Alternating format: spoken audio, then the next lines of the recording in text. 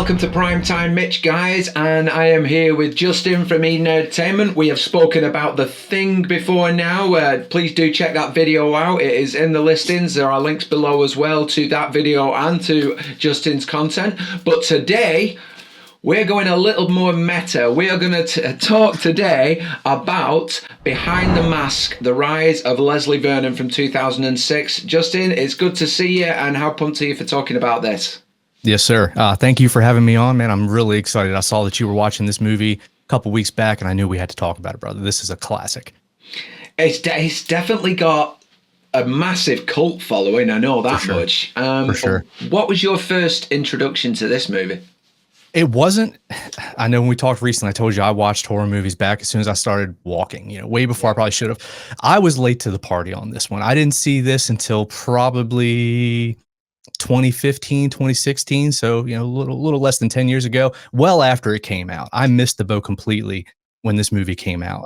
But I watched it. I went into it how I would hope that anybody could, completely blind. I knew, and I mean, Mitch, absolutely nothing about this movie other than the poster looked interesting. He looked kind of cool looking. I didn't realize that it was like a mockumentary, documentary style movie. When I jumped into this movie, man, I knew 5 minutes in, I was hooked. I was hooked. Well, I think I was even later than you. I knew about it, and it was always an intention to watch it. It's just one of those, it keeps passing you by. Oh, geez, I forgot to schedule that, or I forgot to fit that in. And so it was a long time coming, but I was so fascinated, mainly by the premise. And by the way, guys, spoiler alert. I should have said that at the beginning, but I'm saying we're definitely diving into spoilers here. Go watch the movie and then come back and watch this. Yeah, if you like if you like the idea of this and you haven't seen it, I urge you to go see this movie. The link's again in the description below. Please go check it out and then come back and watch what we have to say about it. It'll be far more interesting that way around. Because it's interesting. The first question I wanted to ask you was, how would you best describe this movie spoiler-free to a horror fan? So if you do that, maybe you can give them kind of a little taste of what they're in for. I would say it is a documentary that exists in a world when all your favorite movie serial killers exist. Real. Exactly. And I think that's what pulled me into it. Somebody said, oh, this is set up in a time when Freddy and Jason and Michael are all real, and it's a real world thing, and that I was like, oh my god, that I've got to see that. That was all they needed to tell me. Sure. And I love that. I love a bit of meta every now and again, and I think that's as meta as it gets, really. Oh, for sure. Oh yeah, this goes beyond Scream, and that was another thing I wanted to bring up. Was obviously, if you're talking about meta and horror, you can't not bring up Scream. No. Do you think that this movie does as good a job of paying homage to like the horror movies of the past? Is it even in that same kind of stratosphere for you, or what is your feeling, I guess, as far as legacy and what the movie does for us as fans? I think it absolutely does. I think what it does two things, really. I mean, you talked about you can't talk meta without bringing up Scream. Right. I always go a couple of years back and talk Wes Craven's New Nightmare, because it was a movie within a movie, and that sort of sets testing for it. Yeah, absolutely. And that sets up Scream. So then we've got these two fantastic meta films that have actually given us more leeway now to play around with that. And this movie just absolutely grabs hold of every idea and uses it. And I think it does a wonderful justice to slashers, to horrors of old, because by Leslie Vernon in the movie sort of describing how he's going to go about things and talking about how he's going to set things up so this happens and that happens. What it does is it actually makes a really good excuse for slasher movie tropes. Exactly. And it sort of lessens the critics, I think. I would agree with that. I like that, as opposed to Scream. Scream, exists in a world where the killers don't exist, but the movies do. The characters were aware of Jason and all these movies, and they make fun of the tropes. And that's kind of the shtick, is we're aware of how silly these things are. Leslie Vernon goes a million miles further than that. Like you said, they explain, he's out there sawing the branches off so that the guys are, and he's like, I nail them and nail the windows shut, and like, don't they break them out? You would think that they do, but they're always on the second floor. It's so many funny little nods. You said, like, all the stuff that everybody rips apart. it explains why it happens. The fact that he's a cardio nut. That's one of my favorite lines of the entire movie is, you know, well, why so much cardio? And he's like, well, you gotta run like a freaking gazelle and you gotta make it look like you're walking. You have no idea how much cardio I have to do. It's ridiculous. There's that whole thing of making it look like you're walking. And everybody else is running their asses off. It's brilliant. But it's brilliant as well because he explains it in a world where the killers are real and not in the movies. So no one's going, oh, it's just like the movies, or why did they do this in the films? Are you copycatting the films? He's actually explaining it in the world of the serial killer, not in the world of the movie. And I think that's brilliant. I love it. I love it. I love it. What's your, you have a favorite like Easter egg or cameo or scene that jumps out to you in the movie? I mean, it's nothing but, you know, a love letter to the fans. So it'd probably be tough to limit to just one, but is there something that stands out to you? Do you mean Easter egg in terms of like a bit of a nod to things before? Yeah. Yeah, like for me, I love the lament configuration sitting on Eugene's desk when he goes to meet Eugene and his wife. You just see it there. I thought that was a nice little nod. And I also love that his turtles were named Church and Zoe after the two resurrected animals in Pet Cemetery. I love that little nod too. So those were two of my favorites. Do you know what? I'm absolutely. It's an honest channel. I'm ashamed. I didn't even notice that one. It's right in the beginning of the movie and it goes by so fast. But as soon as he said Church and Zoe, I love Pet Cemetery. Both of those movies are just huge. I'm a huge fan of this movie. I'd love to talk to you. We could cover those one day, but that was a wonderful. It's literally in the first 5 minutes of the movie. Church and Zoe, so good. I love it. Well, I'm glad I know about that one now. Mine is actually the Robert Englund's character's name. Oh yeah. Doc Halloran. Basically, just taking both the characters of Shining, dropping them together. Absolutely, I forgot about that. Yeah, and then of course he's modeled 100% after the great Dr. Loomis. I mean, his beard, his ensemble. He is the Ahab. He's the doctor. There's so many of those moments. I love. What's her name? Zelda from is it Poltergeist or the little lady. This was unfortunately the last movie she made. Zelda Rubinstein. She was the librarian. Yeah, she was brilliant. And my partner really likes her as well. She was like, "Oh, I'm so glad she's in it." But that was a lovely. I was hoping to see what's her name? Angela from Sleepaway Camp. I love. She's made like a resurgence as far as like coming into cameos and whatnot. That would have been really cool to see her too. But anyway. To be honest, there was if I was going to say one sort of slight downside is I thought there would be more cameos. Yeah, I think like for example, like Kane Hodder, he appears in it for like all of about 5 seconds, 3 seconds. Yeah, and I that he was living in Nancy's house in 1428 Elm Street as well. Perfect. Yeah, what a great combination that would be. Lovely. That was one of my favorite cameos for sure. I've got to ask. I was going to say, Justin, I'll ask you as well. Robert Englund's character in this, you said how much he's modelled on Loomis and he has those names attached. How important is a character like him in everyday horror? You know, that doctor or that sort of expert that is trying to fight against the evil. That's just a random question. I think it's imperative because Halloween doesn't work without Donald Pleasance. I mean, if you just have a psycho killer and a bunch of teenagers, where's the compelling? You have this guy who knows what you're dealing with. And that's what makes Halloween so scary. If you go back and you take him out of that movie, what does Michael Myers do that makes him this ridiculous freaking force of nature? It's literally Dr. Loomis. Dr. Loomis is preaching this guy the entire time. He's the epitome of evil. He's going to kill everybody. It's that makes the movie so terrifying. It's how fearful this man is of this monster. So I think that you can't make these movies without that type of character. You know what I mean? The guy that knows what you're dealing with and is rightfully afraid of it. I think it's what separates Halloween from Friday the 13th. I'm here like wearing the shirt, but I do think that Friday the 13th doesn't have that. The guy that's trying to protect because he knows what's going on, or the girl. You think it ups the stakes a little bit? Do you think it makes it feel a little bit more personal or real that there's actually somebody out there trying to save the day, and we're not just watching a butchering go on? You know what I mean? I think it's scarier because if you have a protector there, that can't be heard, and he's doing, you know, he's doing his best, but he can't stop this. And especially as well, some of the dialogue when he comes out with like the blackest eyes, and you know, hell wouldn't have him, and those kind of things.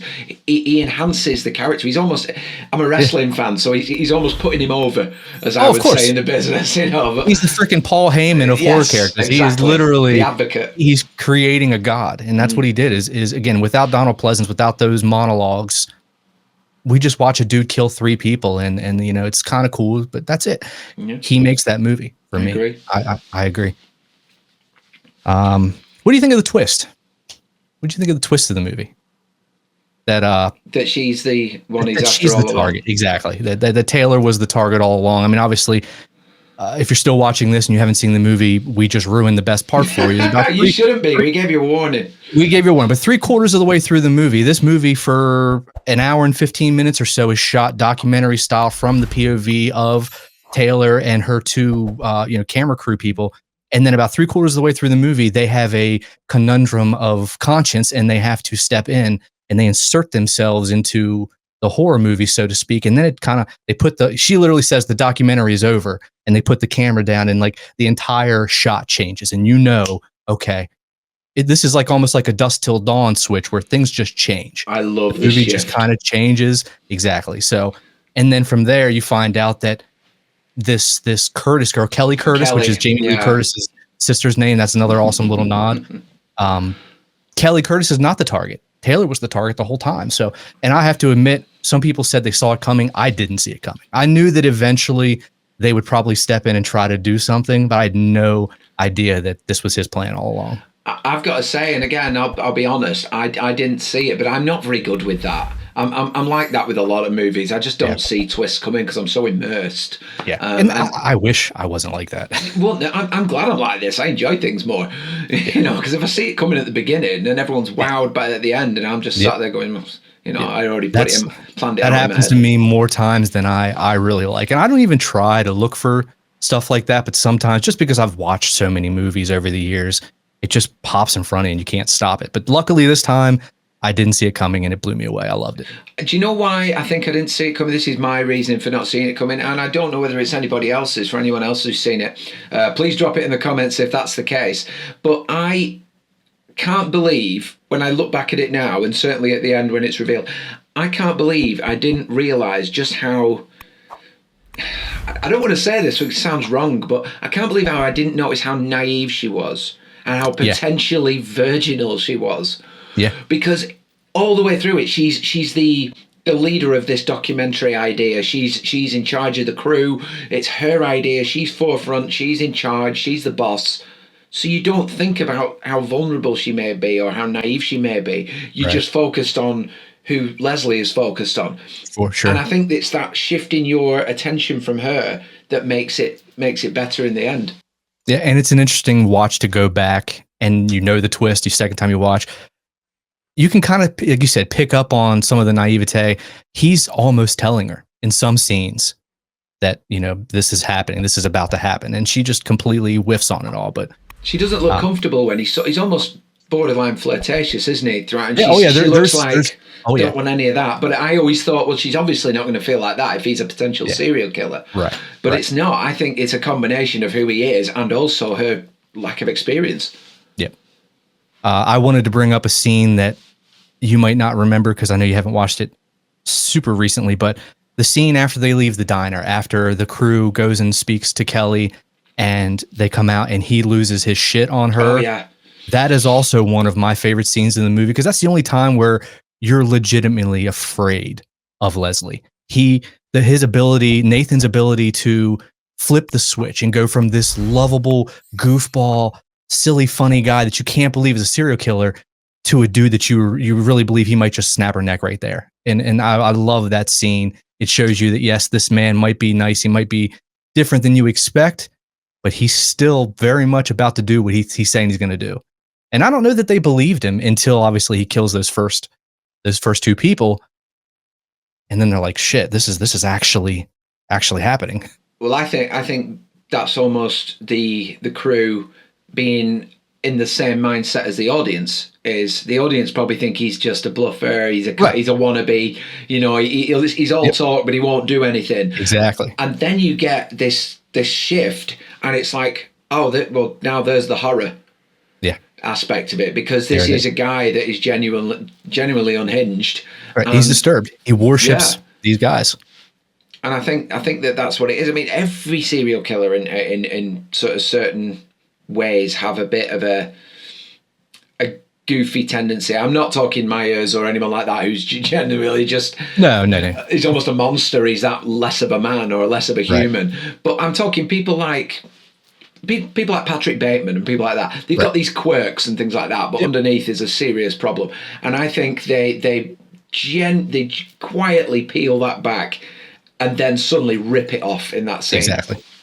It's beautifully done. It's beautifully done. I love the pace of this movie, because I think that they could have easily rushed the first, part of the movie, the documentary part, and then gave us an hour of, the scares.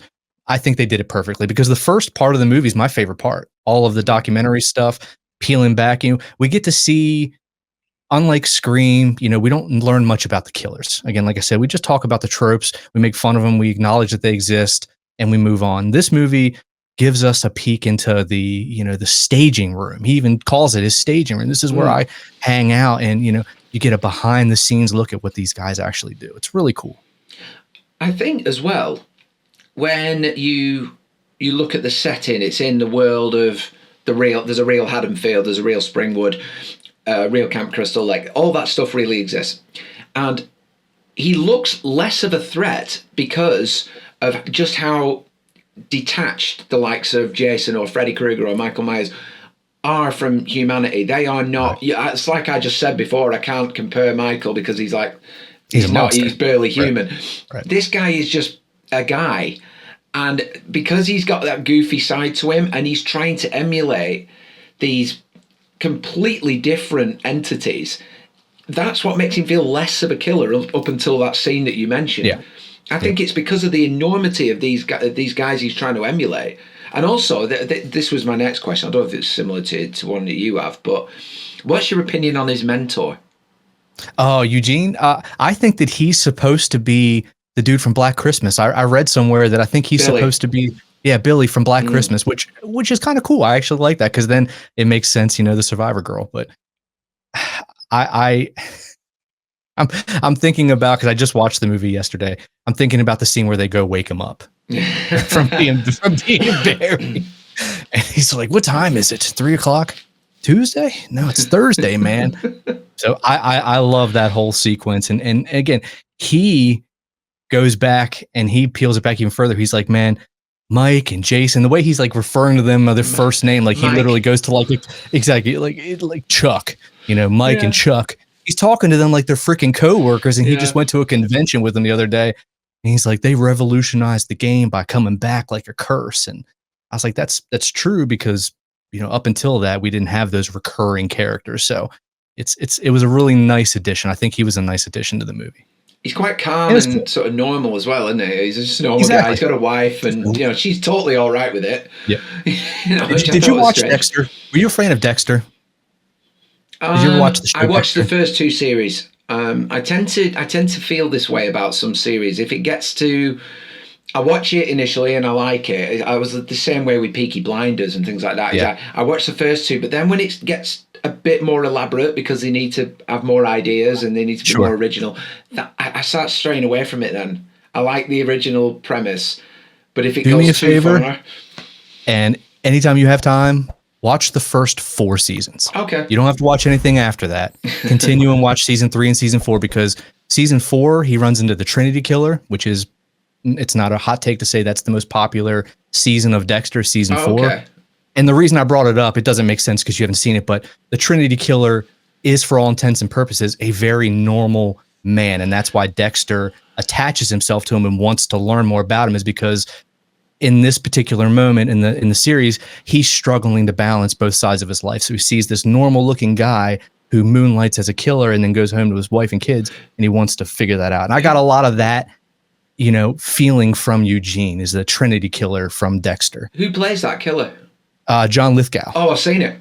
Yeah. I must have watched more than 2 series then. Yeah. Because I had that in my head. I thought if he says John Lithgow here, then I have actually seen it. Well, in that's that all case, you need to see. After that, 4 of them. the show literally takes a shit. So you've seen the best of Dexter, but yeah, the Trinity Killer reminded me a lot of that Eugene character from Leslie Vernon, because like you said, they feel so normal. They have a wife. You would assume they have children running around somewhere, grown children, but he's talking about murdering people, you know, smiling, laughing casually, like he just punched in for a 9 to 5.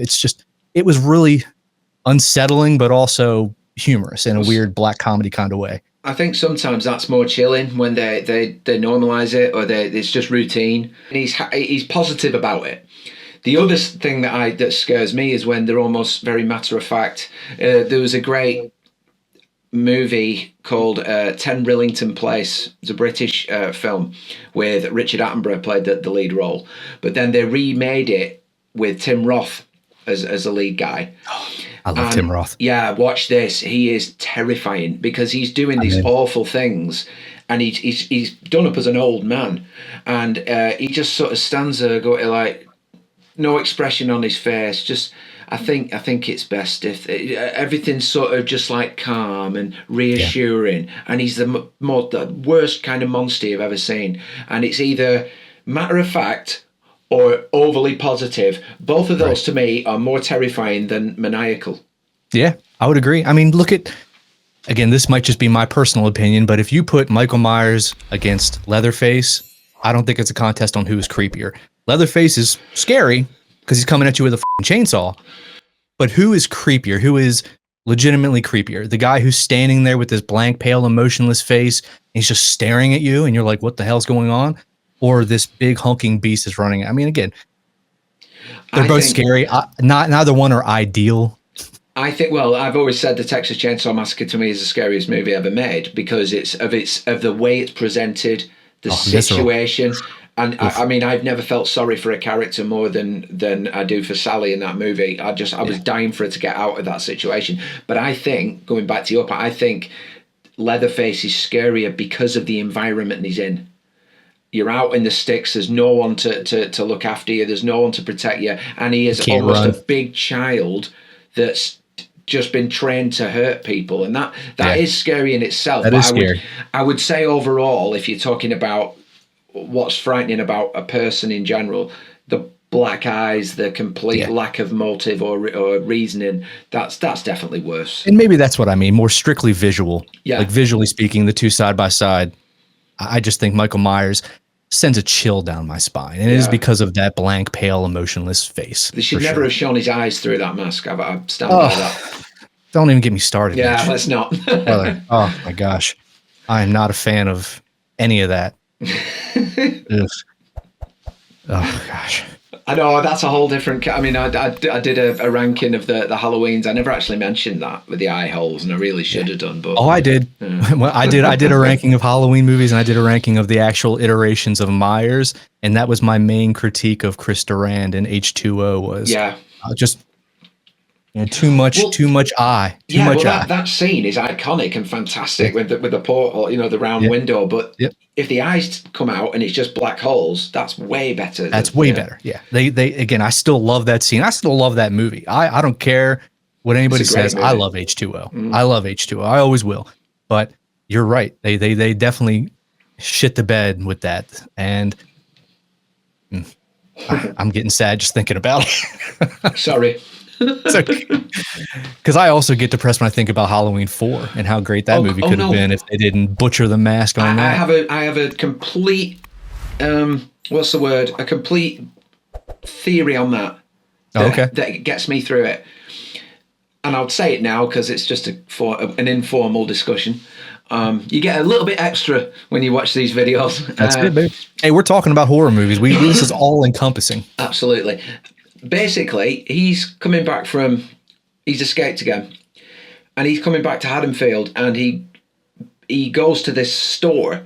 Now, for some reason, this town is twisted enough to have Michael Myers masks on sale, even though he did what he did. It's fair. And he has picked up a lousy knockoff of his mask because he couldn't have had the original one. Right.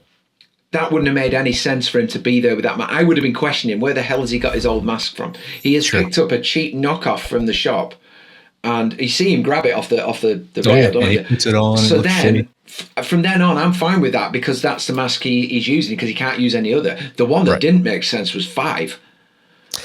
Yeah. Because that just materialized out of nowhere. Yeah. You're not wrong there. And that might be the worst mask of the entire franchise. That's my least favorite Myers. If spoiler alert on my list, that's my least favorite Myers in the entire franchise is the Part 5 Myers. And a lot of it is because of the shitty mask, the flaring mask. It just doesn't look good. But especially when it's a continuation from 4, where he falls literally down into the water and he's got a new mask in that space of time. It's just it literally picks up exactly. It wouldn't be a big deal if you had a time jump or something, but the fact that it literally picks up from him falling down the well and then his silly little back float down the river always kills me. Oh my God. I don't even know. But you're not wrong. It fits the narrative. Obviously, like you said, it doesn't make sense that he would have his original mask. I just hate it. I hate it. I hate the mask. I hate the shoulder pads. But you can blame Haddonfield for that. I'll blame Haddonfield then. Y'all shit the bed. What's your final ranking on the movie? I think, you see, I struggle with rankings because I think somebody will say, well, why have you given that film 3 stars when you really like it? It's because my 3 stars, I can give that 3 stars. I really enjoyed that. Wasn't a lot wrong with it. But if I give it 5 stars, then that means it's as good as Jaws or Shawshank or something like that. So I rank things as, yes, I really enjoyed it. Not a lot wrong with it, but it isn't like a masterpiece. Right. I would say this. I've no reason not to give it like an 8, a solid 8. I think that's fair. Yeah, because it's not incredible, but it does its job so well. It's so original. I had 2 rankings. I had for hardcore horror fans, I'd give it an 8 out of 10. For casuals, it's more like a 6 out of 10. If you're not into like everything, every single trope, you're not picking up on all the little Easter eggs, laughing at all the silly jokes, you're not going to enjoy the movie as much as guys like you and me. But it was made for us.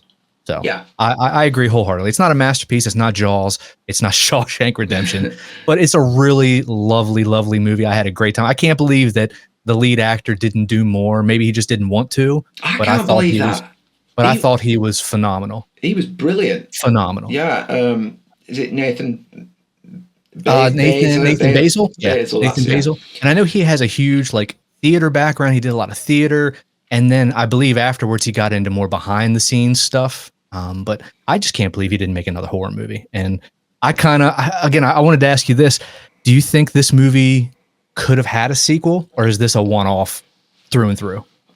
Because they tease it at the end, obviously, with the credit scene. I think that is this movie is glorious satire. I think that's the biggest satire of them all at the end. I think they really are just completely... It's borderline mocking that bit, because there's no way he'd get it. But I think it could be a sequel, but it would need a totally fresh take. Yeah, I don't think you can continue that story. I agree. That was going to be my point. I love having a movie existing in a world where all the horror villains exist, and I think you could have endless ideas thrown at that. But I certainly won't continue the Leslie Vernon story. Maybe like an anthology sort of thing. Whereas the first one is the rise of Leslie Vernon, and the second one is somebody else. And and if you do it, every 10 to 15 years or so, then you can hone in on the tropes of that time, because obviously horror evolves. This very much made fun of a lot of the tropes of the 70s, 80s, 90s. Now we're into these elevated horror movies, that are focusing a lot more on supernatural elements. I think it'd be fun to, like you said, do another different, completely unique story and poke fun of some of that stuff and try to find a way to bring a little bit of comedy to that world. I don't know if it would be quite as easy, because the 80s and 90s were inherently funny and campy, that kind of horror. So it was an easy segue to make a black comedy. But if they could find a way to do it and make it kind of compelling and interesting, that would be a hell of a movie. Well, I mean, you could, like you say, there's a lot of supernatural things now. And obviously, I mean, again, completely separate conversation, but I've already drip fed it onto a lot of videos. There's a lot of CGI stuff going on now. So maybe you could have some guy, he's got like a projector set up and he's got all these images being like projected into the air, and it looks like it's a supernatural force, and really is just messing with them. Yeah, something like that. But that's I do Scooby-Doo stuff. Yeah, like yeah, and he's got, and now if we're talking tropes, he's got to like throw a cat in there or something just to terrify them, you know, sidetrack them. It's got to be a jumping cat somewhere. Yeah. At least two. It's got to work. I think it's worth a shout. That, I mean, you could do. It's not the first movie to satire to a degree. I mean, I suppose Monster Squad with the Universal Monsters was very similar in the terms of just bringing back stuff from the past. I'm wondering if you could satire that in any way. But, you know, you could have him like elaborately dressing up like something, some creature, and terrorizing people, and then just taking it off at the end of the day, and like how they all bought it. And yeah, I don't know. It's a good idea, though. I'd be into it. But I do agree. I think that you can't continue this story. No. I mean, I just love that one of the little things, just might as well mention it, but I love how when the movie shifts from documentary to actual movie, I love how they finally have a conscience. You know, they're not interested in filming anymore. Hang on, this might not be this might not be good. Maybe we shouldn't be filming this. Yeah, because I didn't even think about it, but he had already killed somebody. He kills the librarian. Yeah. So they kind of just, and they were like cheering. I forgot that they were like cheering after that. So like what changed all of a sudden? I guess maybe because they were so young. I don't know, but maybe they could relate. Oh, it's only a librarian. Oh, he's about to kill kids of our age. Whoa, hang on, that ain't good. Yeah, exactly. Because it was weird that, like you said, they all of a sudden they just have a moral conundrum about what's going on, but very much up until that point, they're aware of the situation, and he does in fact kill somebody right in front of them. Yeah. And they don't get freaked out until he starts going after the young one. So I mean, what would be cool? What would be a cool little sort of idea is if they saw him setting up all this stuff, and maybe they thought, oh, he's not really done it. Maybe he's made it look like he has. Maybe this is all like just a big joke, and then they realize he's actually going to slaughter people. But I don't know. And I think that could have been an interesting twist as well. Is don't show him actually kill anybody. Continue that. Is this guy full of shit? You know, because we would feel the same way. Is this guy really? Or is he just insane? And then, like you said, kind of tease that he's probably faking all of this, and then show it real. And that would be a nice pull the rug out from under you. I think it's an adaptation on what we talked about previously about his goofiness. Almost masks. It's almost like, well, he's too goofy to be a killer. Yeah, he's if he was like cold and calculated and telling us he was going to do all these things, and he didn't take any shit, and he was like, you know, you don't ask him a question in case, you know, he just looked at you funny, or he looked you in the eyes, and I don't want to mess with this guy. But it's because he's goofy and quirky, and he's almost like hyperactive all the time, isn't he, as well? And maybe that just takes away the fear factor until he actually does something. Yeah, you're not wrong. Yeah, there's a lot to talk about, and really, it's. You wouldn't think there was so much to delve into. It's just a simple, almost found footage to begin with. Last part of it's a movie, and it's satire in horror, but you can really talk for hours on end about it. It's the history, man, because this movie is a love letter. You hear that a lot. You know, it's a love letter to the fans. This movie is a love letter to hardcore horror fans. That's all it is. And it brings so many memories, and that's why we can sit here and talk for half hour about all of this shit, because it just brings back so many amazing memories and feelings, and it's become one of my favorite yearly rewatches, honestly. I think it's going to be yearly from now on. I think now I've fully watched it and engaged with it. I'm like, yeah, it's probably going to be up on the shelf very soon, put it that way. Yep. It's one that I revisit very often. Well, I think we've given enough there. There's probably loads we missed out, but as a brief chat, it was pretty thorough. Well, that's what the comments are for. You guys got to make sure you let us know. There were dozens of Easter eggs, stuff in this movie. There's probably stuff that we missed, so there has to be something that we did. Please comment down below and let us know, what was your favorite Easter egg? What was your favorite moment of the movie? What did we miss? I know we missed something. Yeah, guys, I completely reiterate that. Please give us your thoughts down below. We will have missed something. I know right now that there's probably a part 2 we could do of this. But yeah, please get your comments in down below, and like I said, please check out eNERDtainment, Justin's page. It will be underneath. It's all in the description below. I won't miss anything out. Some great rankings and reviews on there. You can hear him rant about Halloween as well, which is probably something I'm going to do today when I get a spare 5 minutes. Buckle up. There's nothing like a passionate horror fan. Thank you so much, guys. Please hit that subscribe button and that notification bell for more updates on what's coming in the next few weeks. There'll be plenty more videos, reviews, rankings. I'll be bringing Class 6 back soon, so we'll be watching a good old black and white, or maybe a Hitchcock or something like that. And I've got a couple of rankings coming up pretty soon involving found footage, so if you'd be interested in that, please hit that subscribe button and notification bell and join the Primetime Mitch community. Please check out eNERDtainment. He is absolutely better than me and produces some damn good stuff himself. It has been a pleasure, Justin. Thank you for coming on. Always a pleasure, Mitch. Always a pleasure. Thank you for having me, man. We'll do it again. You know it, man. Yeah, it's already in the diary. Thank you very much, guys. This has been Justin and Mitch Cassidy. Catch you soon.